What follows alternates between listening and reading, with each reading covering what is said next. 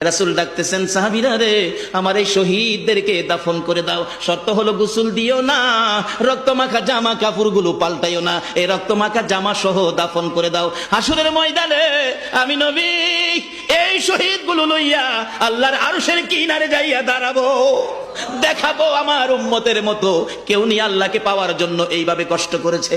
এবার দাফনের কাজ শুরু হলে কিতাব লেখে 69 জনের দাফন শেষ। 70-এর মাথায় আসওয়াদ দূরে পড়ে আছে। আমার নবী 2 কদম সামনে গিয়ে দেখে আসওয়াদ নতুন তরবারি হাতে চিত হয়ে পড়ে আছে, শহীদ হয়ে গেছে। আমার নবী ডাকে, রে আসওয়াদ, মদিনার হুর বিয়ে করতে পাঠাইছিলাম, মদিনার হুর বিয়ে করলি না, যুদ্ধের ময়দানে জীবন দিয়ে বিদায় হলে। আসওয়াদ রে, নতুন তরবারিটা হাতে রে। আসওয়াদ একজন সাহাবী বলেন, হুজুর বিয়ের বাজার করতে এসে আপনি যুদ্ধে গেছেন, খবর পাইয়া বিয়ের বাজারের টাকা দিয়ে যুদ্ধের বাজার করেছে, আসওয়াদ শহীদ হয়েছে। আমার নবী ডাকে, মাবুদ, আমার আসওয়াদকে তুমি কি দিবা গো আল্লাহ?